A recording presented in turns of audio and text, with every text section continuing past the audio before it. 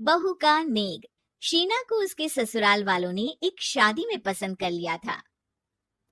अरे वो लड़की तो बड़ी प्यारी है, मेरे बेटे अमन के लिए बात चलाओ ना। बस फिर क्या था, किसी रिश्तेदार के दखल से दोनों की शादी हो जाती है। लेकिन शीना की सास पारुल और उसकी देवरानी आसपास ही रहते थे। शादी के बाद शीना कहती है, सुनिए जी, ये चौका छूने की क्या रस्म होती है, जानते हैं क्या आप? अरे नहीं यार। हाँ, पर मम्मी को चाची से बोलते सुना था कि आज तुमको किचन की जिम्मेदारी देंगे, तो वो लोग आ रहे हैं खाना खाने हमारे घर। हे भगवान, ये कैसी रस्म है? साड़ी पहनकर किचन में खाना बनाना, ये तो कंप्यूटर की कोड को डिकोड करने से भी ज्यादा मुश्किल काम है। अरे चिंता क्यों करती हो, माँ है ना, सब संभाल लेंगी, वो बहुत समझदार है। शीना को भी पति की बात ठीक लगती है। वहीं घर पर शीना की चाची सास ससुर और उनकी बहू खाने पर पहुंचते हैं।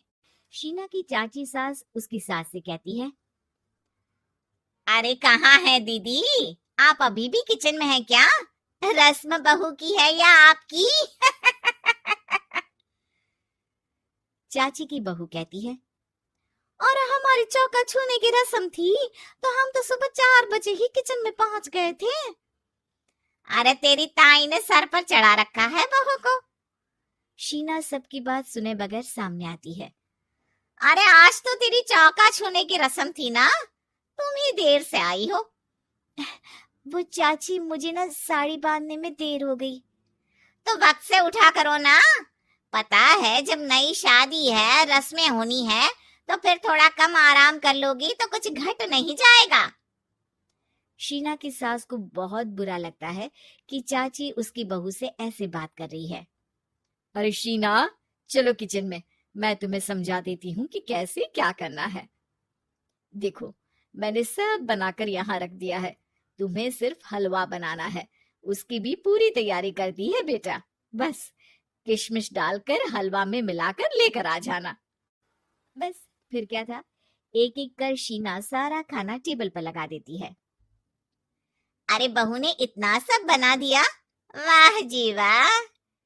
तभी शीना बोल देती है, नहीं नहीं चाची, ये सब तो माँ ने बनाया है, मैंने तो सिर्फ इसे टेबल पर लगाया है।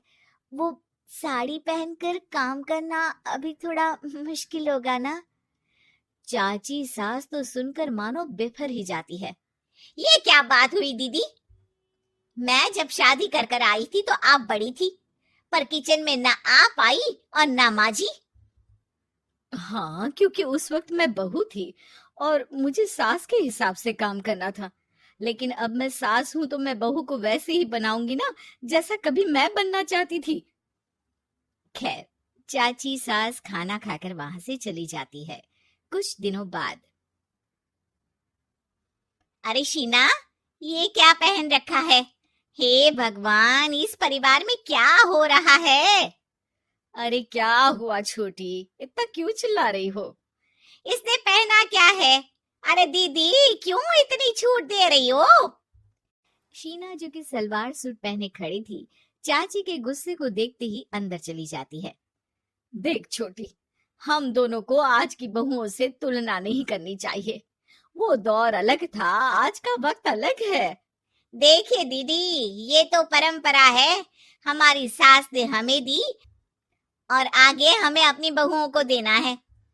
ये क्या लगा रखा है आपने? आप तो पूरी संस्कृति ही खराब कर रही हैं।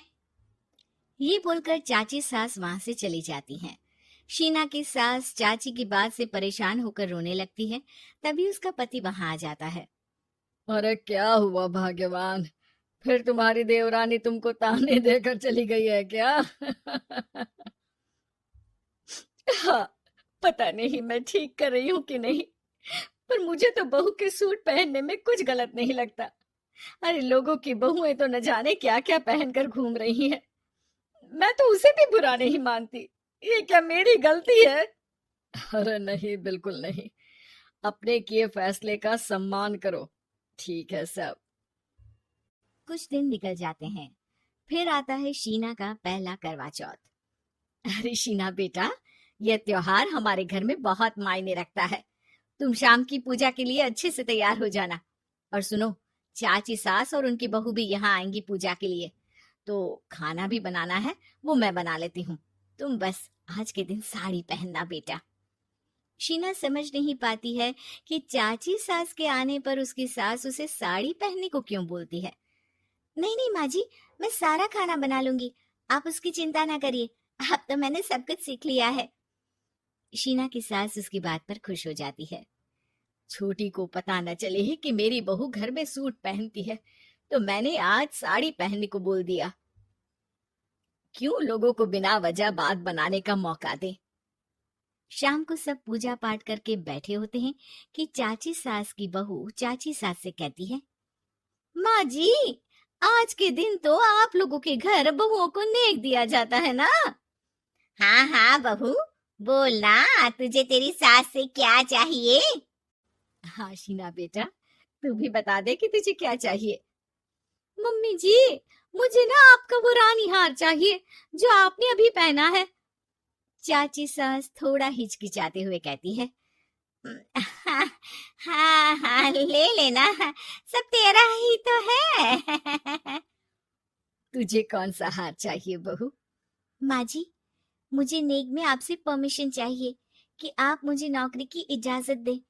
आप तो जानती हैं कि मैं और ये एक ही कॉलेज में एक ही क्लास में साथ में थे, लेकिन आज वो कहाँ है और मैं कहाँ। वाह जी वाह, ये भी सुनना बाकी रह गया था, इस खानदान की बहू नौकरी करने बाहर जाएगी। और मैं भी तो इंटर पास हूँ, पूरे सेकंड डिवीजन, लेकिन कभी मजाल है कि नौकरी की बात की हो। पर दीदी, मैंने एमबीए किया है, वो भी बड़े संस्थान से। तभी शीना का पति और ससुर भी वहां आ जाते हैं। देखो बेटा, मैं वही सोच रहा था कि तुम नौकरी करने के लिए क्यों नहीं बोल रही हो।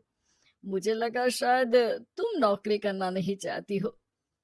नहीं पापा, वो तो हमेशा से ही कुछ नाम कमाना चाहती है। अपने माता पिता को भी इसने कहा था कि वो आप लोगों को अपनी तरह से समझ लेगी। सास को शांत देखकर शीना कहती है, मम्मी जी, मैं वादा करती हूँ, घर का सारा काम करके ही ऑफिस जाऊंगी। खाना पीना किसी भी चीज के लिए घर वालों को परेशानी नहीं होने दूंगी। वक्त से पहले उठूंगी और काम वाली को भी हटवा दूंगी। शीना की बात सुनकर सास हंस पड़ती है। अरे शीना, ये ज्यादा हो गया हाँ। बिल्कुल काम करो बेटा, पढ़ी लिखी हो, नौकरी में अच्छा कर सकती हो। जरूर बेटा, दिया तुम्हें तुम्हारा नेग। हाँ, पुरानी परंपरा जरूरी नहीं कि अच्छी ही हो, कभी कभी बदलाव लाना भी जरूरी होता है, जिसे देर से ही सही लेकिन समाज अपना ही लेता है।